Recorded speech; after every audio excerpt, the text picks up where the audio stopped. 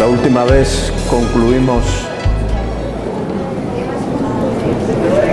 resumiendo la primera visión de Elena White. Y yo les dije a ustedes que esta visión es la visión inaugural de ella. Y estamos tratando de analizar esta visión a fin de entender mejor su función profética. Y ustedes van a tener que ajustarse el cinturón para seguirme, porque vamos a correr un poco. ¿Está muy bien? Esta visión es primero acerca del llamado de Elena White a su función profética. Hablemos de eso. Esta visión alteró en forma radical la vida de esta niña y la lanzó a una función que ella jamás había pensado que iba a realizar. Dios, en su libertad, la llamó. Dios hizo la decisión. Esto es característico de aquellos que son llamados al don profético. Dios toma la iniciativa, entra en un diálogo con ella y le dice: hoy yo te he llamado como profeta.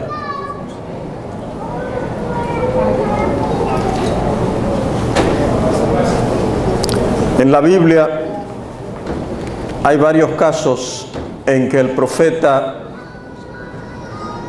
recibió una visión inaugural para iniciar su llamado. Dios los llamaba en diferentes formas, pero hay casos donde hay una visión que inicia el llamado. Es como que Dios rompe, entra a la mente del profeta y se manifiesta al profeta con poder.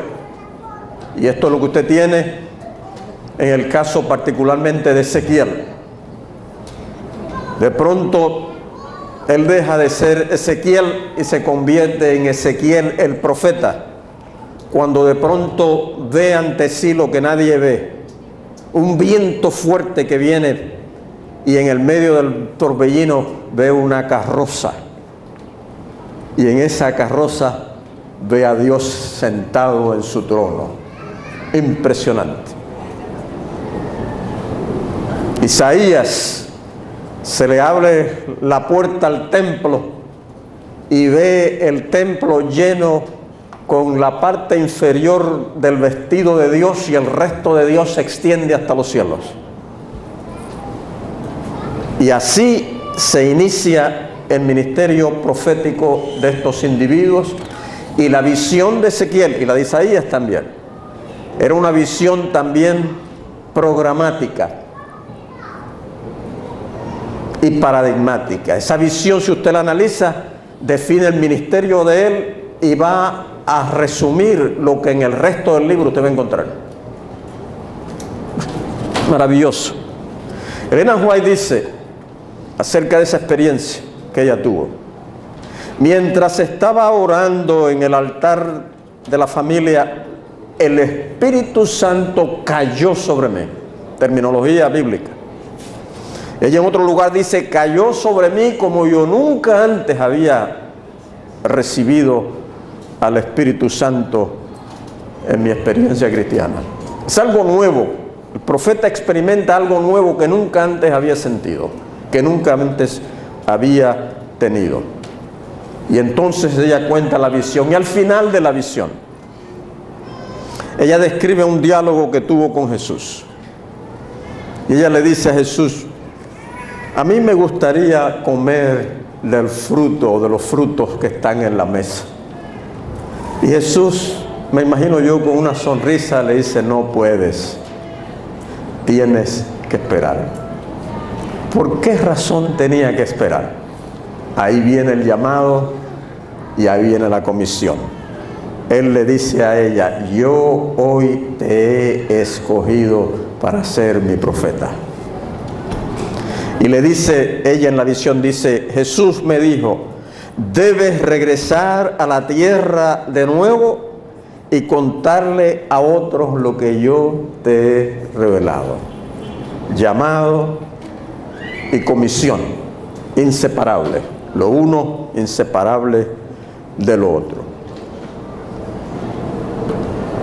El texto, como ustedes notan, la cita de ella, no define específicamente a quién ella le va a contar la visión. Todo lo que Jesús le dice, cuéntale a otros lo que yo te he revelado.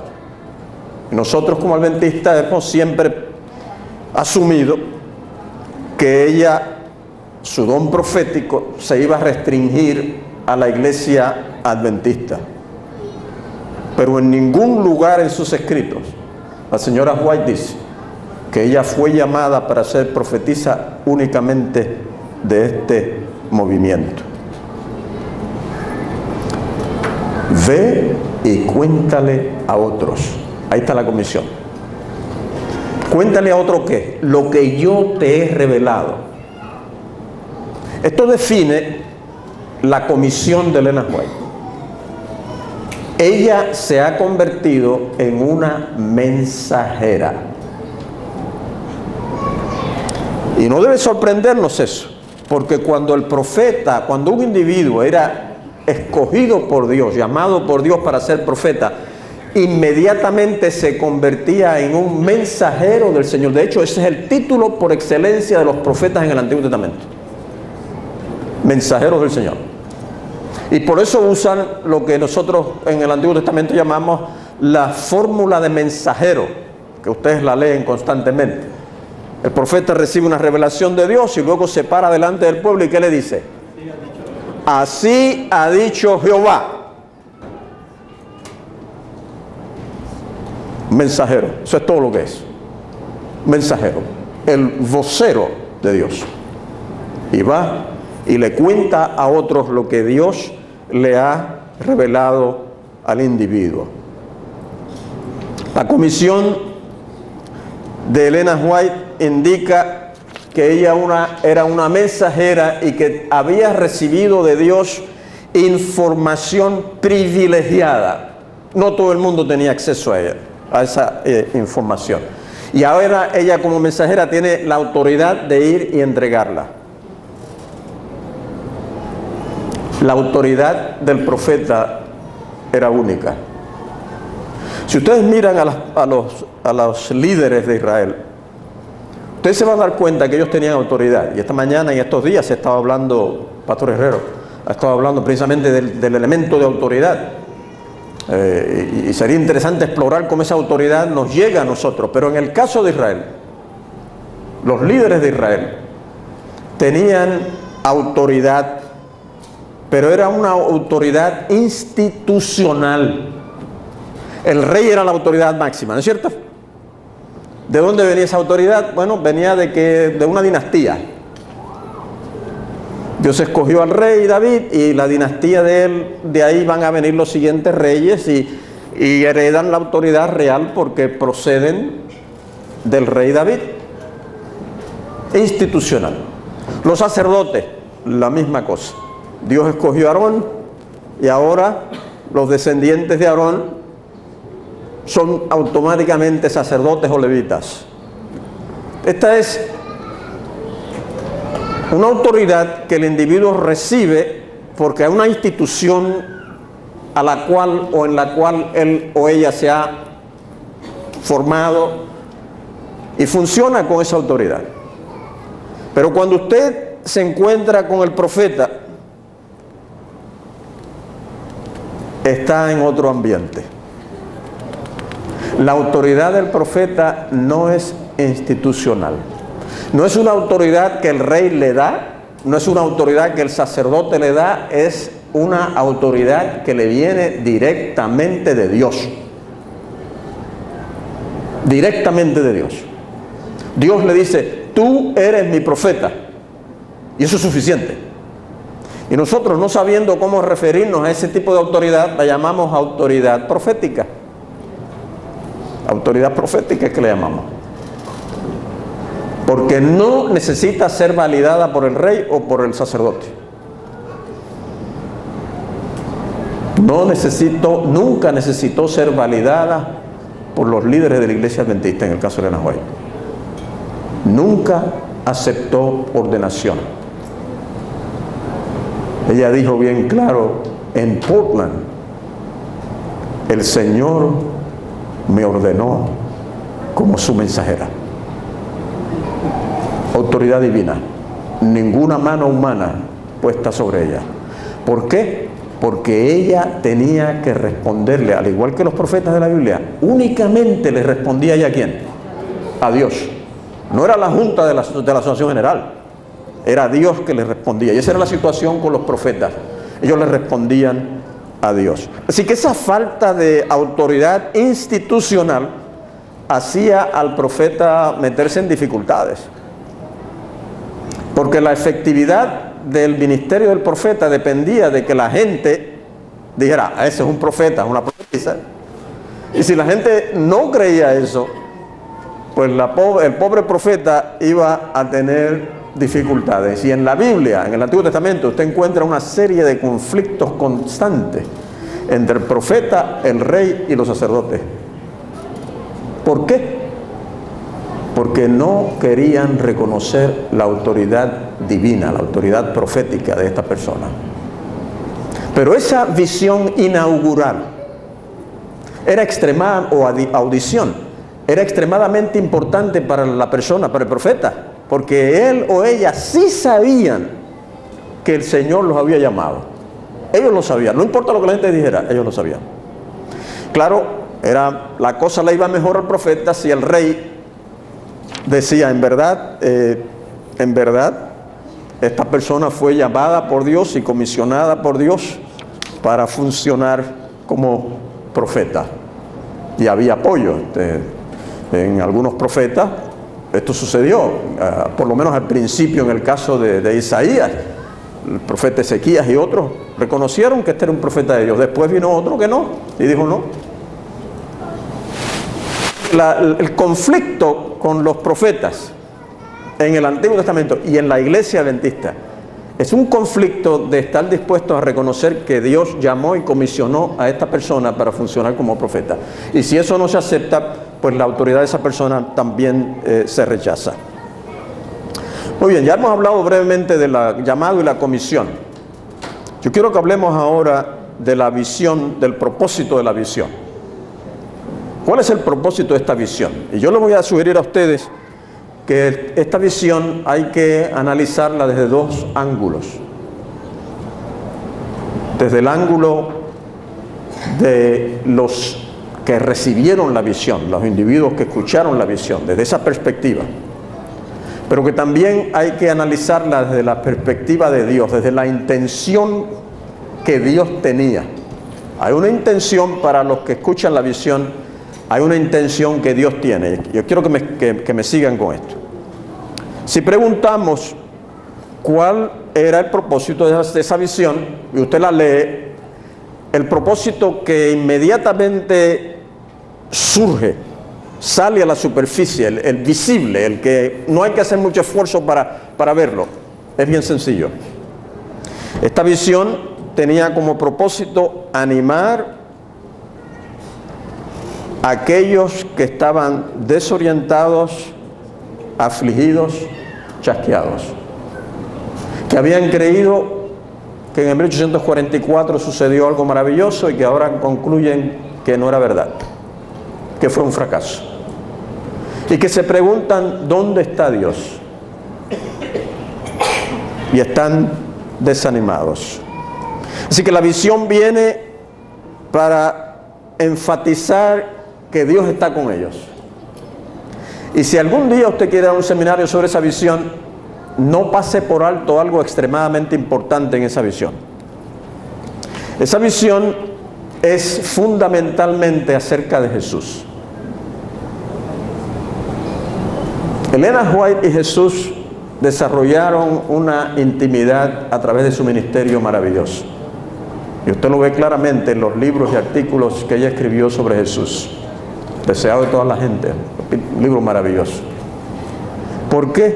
Porque su primera visión fue acerca de Jesús. Noten ustedes, ¿cuántas veces Jesús es mencionado en esa visión? Ella dice, Jesús estaba al frente guiándonos. Él iba al frente proveyendo dirección al pueblo. Él los lleva a la ciudad celestial y abre las puertas de la ciudad para que ellos entren. Él se para ante ellos y los corona, los redimidos, y le da la bienvenida al reino de Dios. Los lleva y les enseña la ciudad en el cielo y luego desciende con ellos a la tierra. Y ya hemos dicho que Él les da, ¿qué cosa? Un tour por la nueva tierra. Y los lleva donde está el templo. Y después les dice, espérenme un momento. Y se prepara listo para servirles en la mesa. Es todo girando alrededor de lo que Jesús estaba haciendo, estaba haciendo y hará por su pueblo. Desde el principio hasta el fin. Así que la visión es acerca de Jesús. Y tiene como propósito decirle, yo los quiero animar. Yo estaba allí. No piensen que no. Y esa luz que está allí va a continuar con ustedes. Lo único que ustedes tienen que hacer es fijar sus ojos en mí. Eso es lo que el adventismo tiene que ser. Un movimiento que ha fijado sus ojos en Cristo Jesús. Ese es el significado, el propósito de la visión obvio, por así decirlo, obvio. Ahora vamos a mirar a otro ángulo del propósito de la visión que está, como ustedes van a ver, relacionado con esto. Este otro aspecto es el ángulo divino, la intención que Dios tenía. ¿Y por qué podemos explorar esta posibilidad? Porque esta es la visión inaugural de Elena White. Esta es la visión donde ella es llamada y es comisionada. Así que hay que ver qué es lo que Dios quiere hacer con esta persona que acaba de llamarla y comisionarla a esta misión, con esta visión. ¿Qué es lo que Él está diciéndole a ella? ¿Cuál es el propósito fundamental de la misión de ella? ¿Cuál es su rol? Se revela esto en esta visión. Y yo les digo que sí.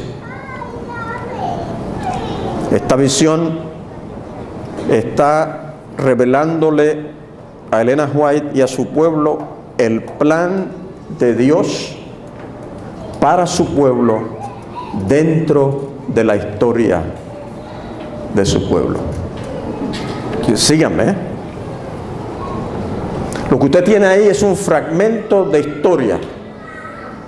Desde el momento del chasco, la experiencia del pueblo de Dios en la tierra, la experiencia en el cielo, la experiencia en la tierra. El Señor lo que está haciendo es sencillamente revelándole el plan dentro de la historia que Él tiene. ¿Dónde está Él dentro de la historia? Ellos no lo ven en el 1844 y el Señor le está diciendo, no me ven, pero yo estaba allí. ¿Qué es lo que está haciendo Elena White? Está reinterpretando desde el punto divino la experiencia del 1844 hasta la nueva tierra. Está proveyendo una interpretación teológica de la historia. Y esto, por lo tanto, indica que esta visión tiene un propósito fundamental: revelar dónde, dentro del movimiento de la historia, se encuentra Dios. Ellos pensaban que no estaba allí, Él le dice de pronto, yo estaba allí. Yo estaba allí. Vamos a pasar por esta experiencia que va a ser difícil para ustedes. Yo estoy allí con ustedes. Los malvados van a tratar de destruirlo. Yo voy a estar allí con ustedes. El ojo humano no puede ver eso. Pero el profeta le da a la historia del pueblo de Dios una interpretación teológica y le dice dónde está Dios. Eso es con relación a la experiencia del pueblo. Por eso yo les dije que la visión es paradigmática. Se convierte, escuchen bien esto, esta visión se convierte en un modelo. que Dios va a usar para interpretar el rol profético de Elena White. Escúchenme bien ahora. Te mira la visión y el rol profético de ella es interpretar, identificar la presencia de Dios en la experiencia de los chasqueados, en ese fragmento de historia. El rol profético de ella va a consistir en mirar a la historia entera y proveer una interpretación teológica de la historia del cristianismo. El ministerio de ella va a consistir en revelar la presencia de Dios y la actividad de Dios en la historia de su pueblo. En otras palabras, ella va a proveer una interpretación teológica del pasado del pueblo de Dios, del presente del pueblo de Dios y del futuro del pueblo de Dios, hasta el mismo fin. Cada aspecto del ministerio de ella, profético, está determinado por ese rol fundamental. Cuando usted se siente a leer Elena White y usted lee capítulos y capítulos donde ella reprende a la iglesia, revela el pecado de la iglesia, o alienta, consuela, guía a la iglesia, todo eso hay que enmarcarlo en esta función fundamental de su rol profético. Ella quiere que el pueblo de Dios se alinee, se ajuste al programa de Dios que se está realizando en la historia del planeta. Y si nos reprende es porque ve que nosotros nos estamos desviando del plan de Dios y Dios quiere que nosotros cooperemos con Él en ese plan. Así que las amenazas, todo lo que usted encuentra en los escritos de ella está relacionado con este fenómeno. Y ese rol fundamental, yo espero que ustedes me están siguiendo cuando yo hablo del rol fundamental, este rol fundamental de interpretar la historia y de la historia secular y decirnos dónde está Dios y dónde no está Dios, se lo va a aplicar ella a la historia de la iglesia cristiana.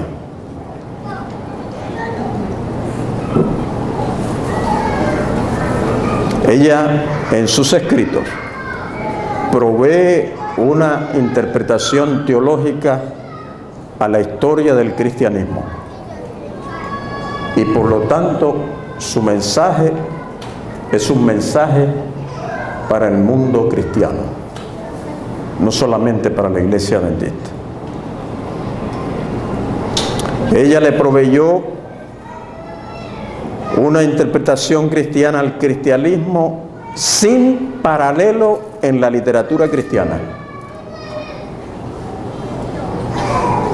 Una interpretación teológica que revela los elementos ocultos dentro de la historia, las fuerzas espirituales positivas y negativas que han dado forma a la historia cristiana como es. Ella, en sus visiones, el Señor le abrió el velo, miró la historia y vio lo que los historiadores seculares no podían ver. ¿Dónde estaba Dios obrando y dónde estaba el enemigo obrando? Y así que ella regresa a la historia y hace una crítica penetrante de la historia del cristianismo, de las más penetrantes que hay, sin paralelo en la historia del cristianismo. Nunca antes se había visto esto. 1844 comienza ella a mirar para atrás en sus visiones y a darle una interpretación teológica a la historia del cristianismo, incluyendo la experiencia del pueblo. Usted dirá, ¿y qué es esto? ¿Esto es nuevo? No, esto no es nuevo. Una de las características fundamentales del profetismo en el Antiguo Testamento, en la Biblia, una de las características principales es que el profeta le proveía al pueblo una interpretación teológica de la historia que tenían. El pueblo de Israel estaba pasando por esta historia, los reyes estaban haciendo esto y aquello, el profeta venía y le decía, el Señor no está ahí, el Señor está acá. El rey cree que él tiene que ir a pelear contra ellos para vencerlo, el Señor no está ahí, el Señor está acá. Esa es la interpretación teológica.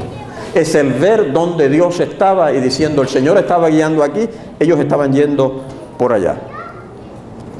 Esto es fundamental en la profecía bíblica. El profeta ve a Dios donde en los estudios sociológicos no lo ven, donde el rey no lo ve.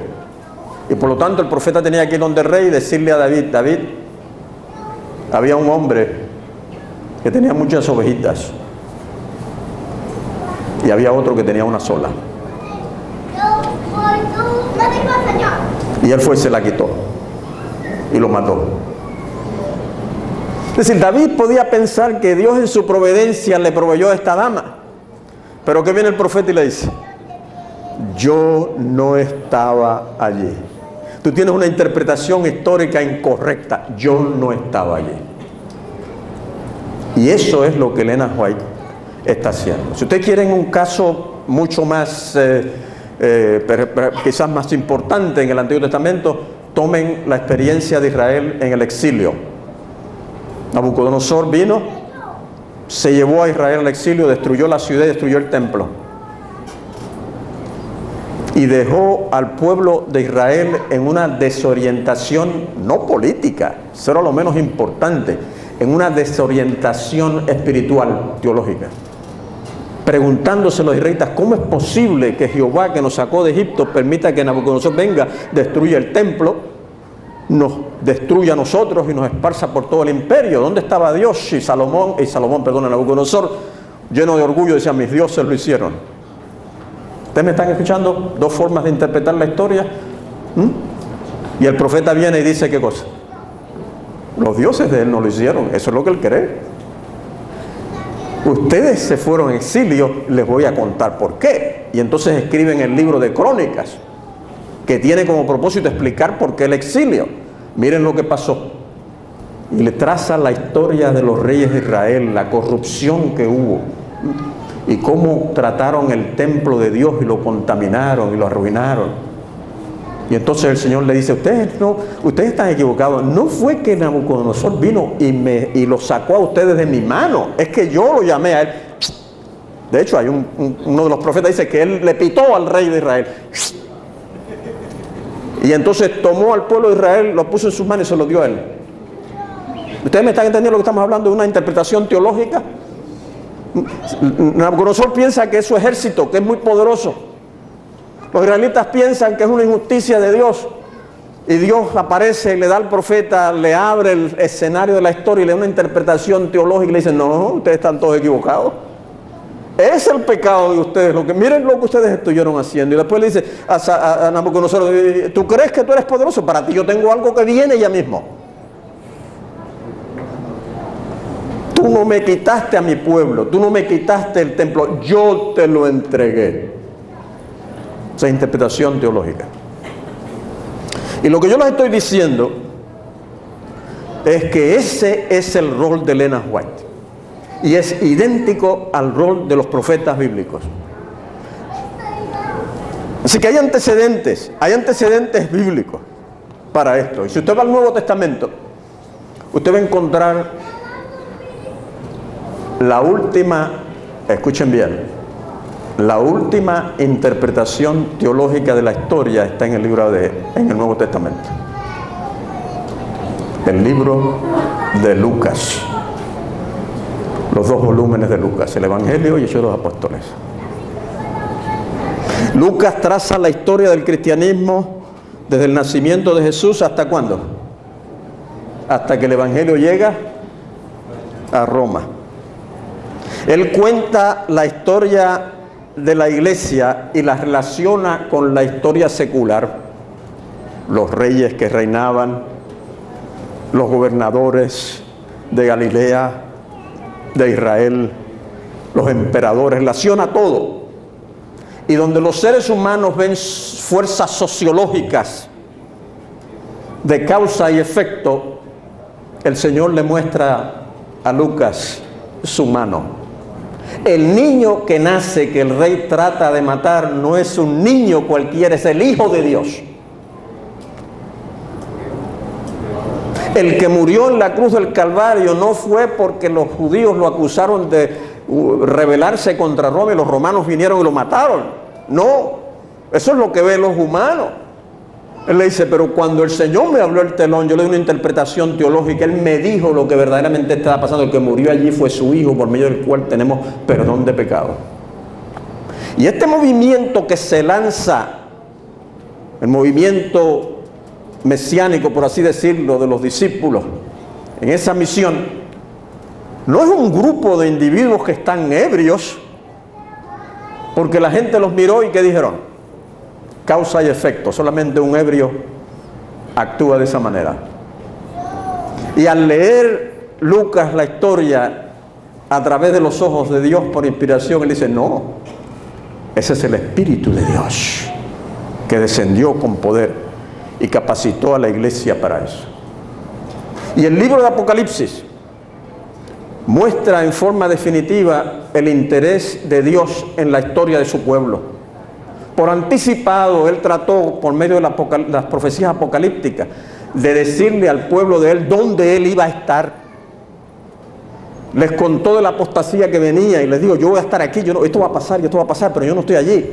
Hay un dragón que va a venir y hay un anticristo. Y trató de que la iglesia entendiera algo de lo que iba a pasar, que trataran de ver dónde estaba Él. Y debo decirles que a través de toda la Edad Media, muchos intérpretes trataron de interpretar la historia de la iglesia cristiana usando el libro de Apocalipsis, de darle una interpretación teológica. Y fue así. En el periodo postapostólico, intentos por hacer una interpretación teológica de la historia continuaron. La diferencia, no había un profeta. Eran historiadores humanos tratando de proveerle a la historia del cristianismo una interpretación teológica. Y el más conocido, y de hecho el más influyente después de Lucas, a Eusebio se le considera el padre de la historia cristiana. Él escribió varios volúmenes sobre la historia cristiana.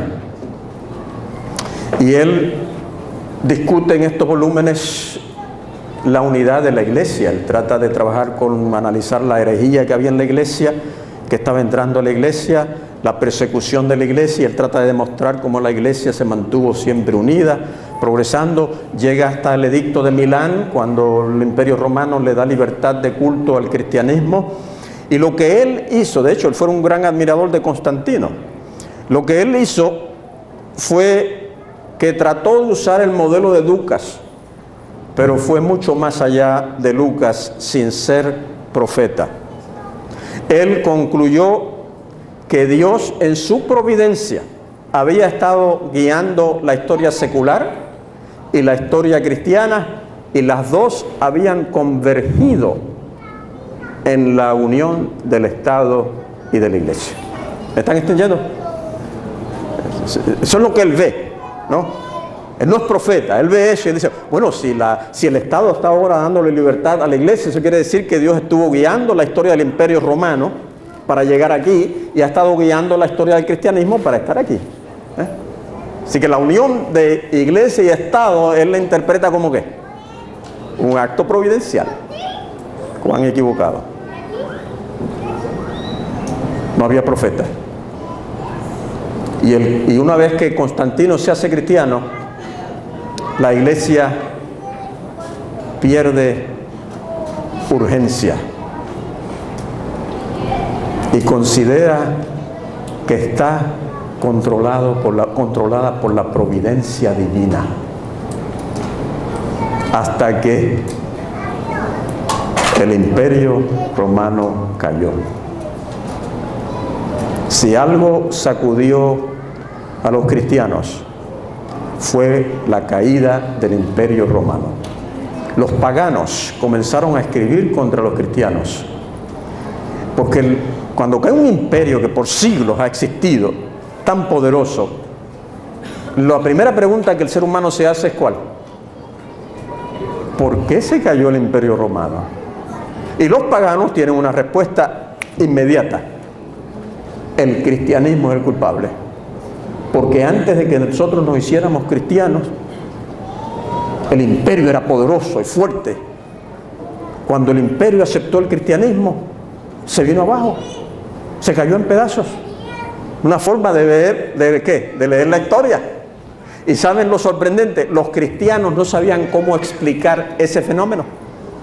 De pronto no saben dónde está Dios tampoco, están desorientados.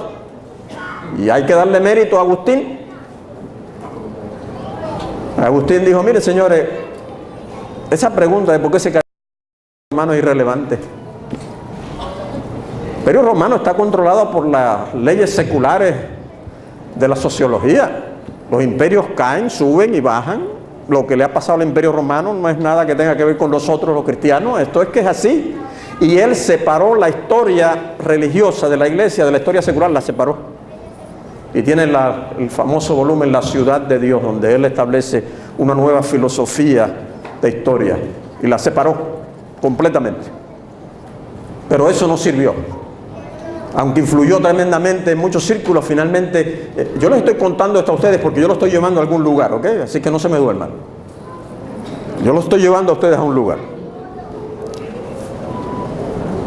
Agustín le pide a uno de sus estudiantes, Osorius, que escriba un libro para contestarle a los paganos que están diciendo los cristianos son culpables.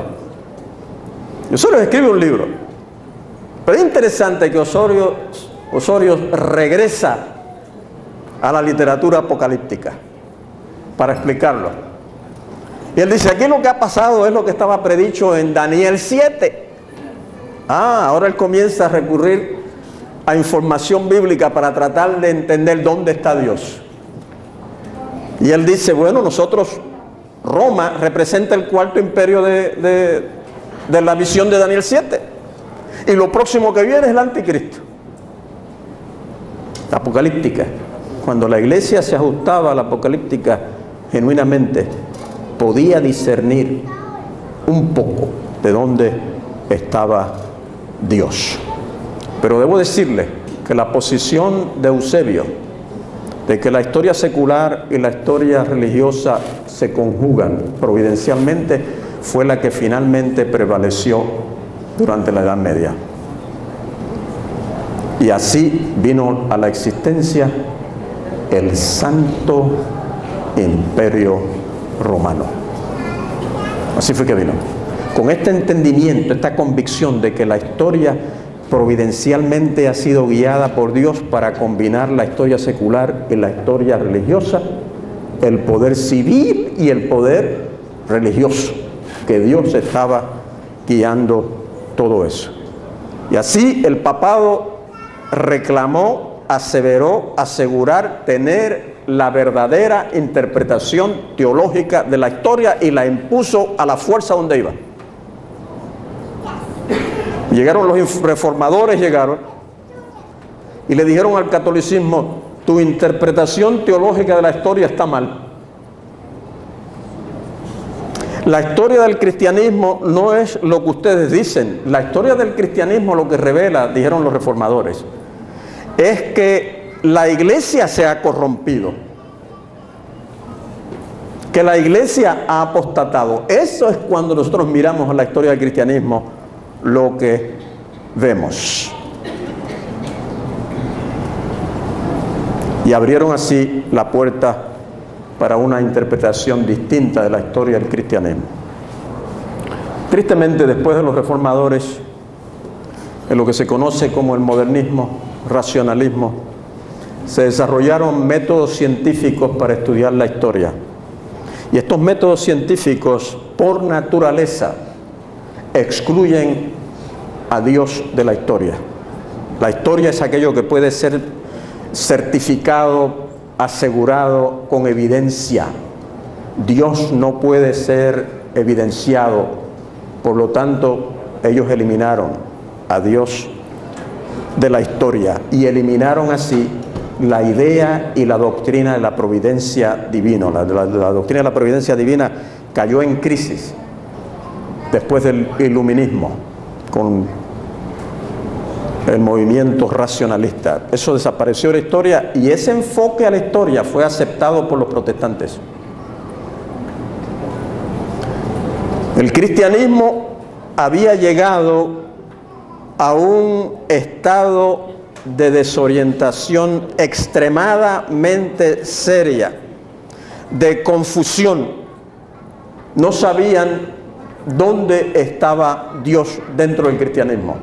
Un cristianismo total, estamos hablando ya de 1800, 1700, 1800, desorientado el cristianismo bajo la presión de nuevas metodologías para interpretar la Biblia llamada el método histórico crístico. 1800 se confronta el cristianismo con una nueva lectura e interpretación de la historia que nosotros le llamamos evolucionismo. El evolucionismo trajo una nueva forma de leer la historia, una nueva interpretación de la historia, que contribuyó a desorientar al cristianismo sin saber dónde se encontraba Dios trabajando dentro del cristianismo.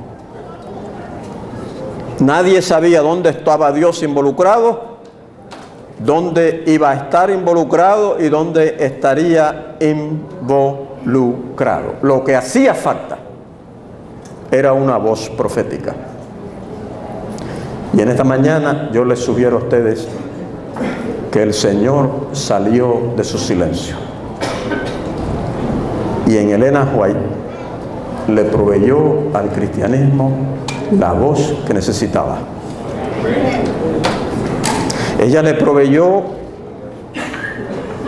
proveyó una lectura teológica y crítica de la historia de la Iglesia, acompañada con un llamado al cristianismo, a la reforma, a regresar a las doctrinas bíblicas y a establecer verdades fundamentadas en el mensaje bíblico. Así que bajo la inspiración del Espíritu, ella identificó la presencia y la acción de Dios a través de la historia de la Iglesia. Eso es lo que ella hace. Identificó los logros y los fallos de la Iglesia y llamó a la Iglesia cristiana a arrepentirse y a reformarse. Ella no estaba escribiendo, escuchen bien, una historia infalible del cristianismo. No, ella no era una historiadora.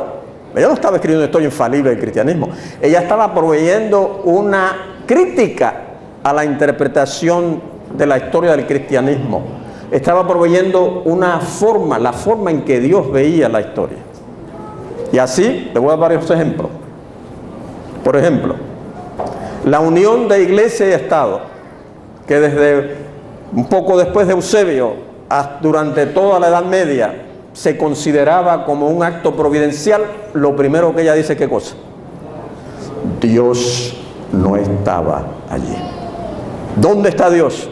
La lectura de la historia cristiana, Dios estaba allí. Dice, Dios no estaba allí. Ella apoyó a los reformadores, la forma en que ellos interpretaban las profecías bíblicas, el sistema que utilizaban. Ella también estableció que los reformadores, grandes reformadores, tenían razón al identificar al papado como una expresión histórica del anticristo. Ahí eso es correcto, decía ella. Ella declaró que el surgimiento del movimiento de reforma, Lutero, Calvino, Zwinglio y otros, era la obra de Dios. Y que el mensaje de justificación por la fe que ellos sacaron a la luz, Dios estaba allí también. Pero Dios, dijo ella, no estaba involucrado en el surgimiento del método histórico crítico. Dios no estaba involucrado tampoco en el surgimiento del darwinismo, de la evolución natural. Dios no estaba allí. Y ella levantó su voz en contra de los protestantes que habían comenzado con el racionalismo un proceso de apostasía que va a crecer y hacerse de dimensiones mundiales. Dios comenzó a decirle a ella, yo estaba allí, yo no estaba allá, yo estaba aquí, yo no estaba allá, yo estaba aquí, yo tengo este plan, este es el plan mío, para que nosotros sepamos cómo alinearnos al plan de Él. Este es el plan que yo tengo para ustedes.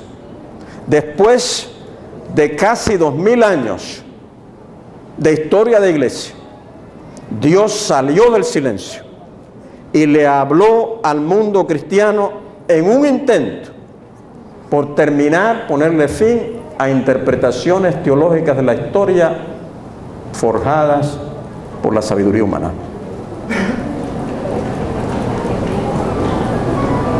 Si ustedes tienen duda de esto, lean El conflicto de los siglos. Elena White sabía lo que estaba haciendo. Esto no es que yo me invento estas cosas. Ella sabía lo que estaba haciendo.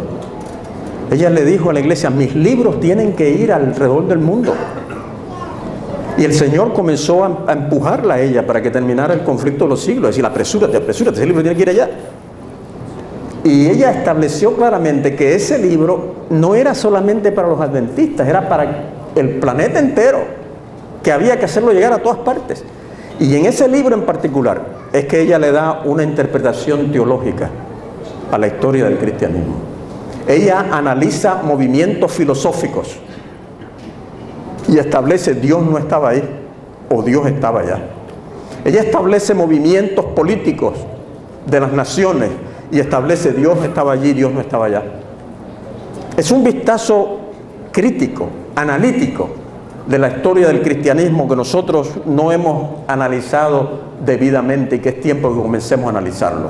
Cada cosa que ella escribió tenía como punto de referencia esta función profética de ella, que Dios se la entregara en la primera visión que ella tuvo y que luego se va a desarrollar ampliamente.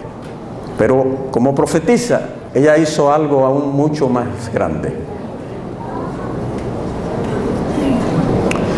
Ella localizó la interpretación histórica del cristianismo dentro del marco mucho más amplio, del marco de referencia que nosotros llamamos el conflicto cósmico. Basada en la Biblia, basada en las profecías apocalípticas, ella proveyó una interpretación teológica del conflicto cósmico. Usted está bregando ahora con la historia del cosmos, no solamente el cristianismo, sino el cosmos entero. Y aquello que estaba implícito en la Biblia con relación a este conflicto cósmico, ella lo saca a la luz y lo hace visible, para que entendamos la naturaleza de ese conflicto cósmico y que el fragmento de historia que nosotros llamamos historia eclesiástica es parte de algo mucho más grande y mucho más glorioso a la misma vez. Y en ese proceso ella utilizó tremendamente la profecía apocalíptica y endosó, apoyó el método historicista, diciendo: ese es el método que Dios quiere que usemos al interpretar la profecía de Daniel y Apocalipsis. No el preterismo, no el futurismo, historicismo. Allí está Dios, allá no está ni allá está. Privilegio enorme, mis amados hermanos. Yo pienso que nosotros no sabemos lo que tenemos en este don tan maravilloso que el Señor nos ha dado. Por eso yo les dije que esta visión inaugural contenía el germen de su rol profético. Comienza proveyéndole una interpretación teológica a un fragmento pequeño de la experiencia del pueblo de Dios después de 1844. Y ese modelo ella lo va a utilizar para darle una interpretación teológica a la historia del pueblo de Dios, a la historia del cristianismo y a la historia del cosmos. Nunca antes en la historia del cristianismo se había visto esto. Tales cosas, tal interpretación concluyó a fines del primer siglo, cuando se cerró el canon bíblico. Y en el momento de crisis, para los 1800, cuando la desorientación dentro del cristianismo es enorme, la Babilonia que nosotros llamamos, él de nuevo restaura la modalidad del don profético bíblico para hacer con ella y a través de ella lo que hizo con los profetas bíblicos: proveerle una interpretación teológica y crítica a la historia del cristianismo. Lean los libros con cuidado y ustedes verán que eso es precisamente lo que ella está haciendo. Dios les bendiga. Yo creo que nos queda un momento para preguntas. Muy bien, 12. Hay una pregunta que ya está en el piso, que yo debo tomarla, y es la pregunta del aro de matrimonio. Yo voy a comenzar diciendo esto con relación al aro de matrimonio. La Iglesia Adventista nunca consideró el aro de matrimonio como algo inapropiado. Escuchen bien, todavía no aplaudan todavía. Nosotros hemos siempre dicho, como iglesia, que en los países donde el aro de matrimonio es culturalmente, sociológicamente, un símbolo de la institución matrimonial instituida por Dios en el Edén, que los adventistas no deben sentirse incómodos de utilizar el aro de matrimonio. Usted toma países en Europa donde el aro de matrimonio no se considera una joya, no pertenece al género de joyas. Es un género por sí mismo, es el aro de matrimonio. Eso es lo que es. Y en esas culturas los adventistas siempre han utilizado su aro de matrimonio. Usted va un poco más al sur, aquí en Sudamérica, y en Argentina y en otros países, el aro de matrimonio siempre fue un símbolo de matrimonio, lealtad. De hecho, ha habido experiencias por adventistas viajando en Sudamérica, donde hace unos años atrás ya no, donde han llegado a un hotel, esposa y esposo, y no le quisieron alquilar un cuarto porque no tenían aro matrimonial. Eso es para que ustedes vean cuán serias en una de estas culturas este símbolo es. La crisis que se ha pasado por años ya y que en algunos de nuestros países está llegando, ya llegó, se inicia en Norteamérica. Porque en Norteamérica el aro de matrimonio no era un símbolo de matrimonio. No lo era. Y la iglesia de Norteamérica no permitía que se usara el aro de matrimonio porque si no era un símbolo, se convertía entonces en una joya, una pieza de ornamentación. Pero ¿qué sucede? Durante la Segunda Guerra Mundial comienza un movimiento de cambio en la sociedad norteamericana. El aro de matrimonio entra. ¿Por qué? Porque muchos de estos jóvenes que fueron enlistados, forzados a unirse al ejército por el gobierno norteamericano, tenían novias, se casaron inmediatamente antes de irse, y ahí es que comienza a entrar el aro de matrimonio. Él le deja a ella un aro, él se lleva uno para recordarse el uno y el otro mientras están separados. Desde ese momento el aro de matrimonio comienza a recobrar o a cobrar un significado muy importante en la cultura norteamericana. Y para la década de fines del 60, principios del 70, este empuje social del aro de matrimonio como un símbolo ha cobrado suficiente fuerza en Norteamérica para que comience a tener un impacto en la iglesia. Y hay miembros de iglesias, nuevas generaciones, que quieren tener el aro matrimonial. Esa es la época en que adventistas comienzan a viajar a Norteamérica, y vienen de Europa y vienen de Sudamérica, y usted tiene las iglesias adventistas, ahora adventistas que tienen aros de matrimonio porque vienen de países donde eso era correcto, y tiene los adventistas locales que están desorientados, lo usamos o no lo usamos, y se crea una situación muy difícil en Norteamérica por más de una década. Finalmente los dirigentes de la iglesia de Norteamérica reconocieron que sí, que la cultura norteamericana había cambiado y que el aro matrimonial se había convertido en un símbolo. Así que ellos toman la decisión de dejar este asunto en las manos de los miembros de la iglesia. El que crea que es importante tener un aro de matrimonio sencillo, que lo tengan, no ponerle disciplina eclesiástica. En nuestros países, algunas de estas cosas están comenzando. En mi isla, el aro de matrimonio todavía no es un símbolo de matrimonio, pero está cobrando esa fuerza aceleradamente. En Colombia yo sospecho que todavía no lo sea, quizás estoy equivocado. Y por lo tanto el miembro de iglesia que lo usa realmente está usando una pieza de adorno, una joya.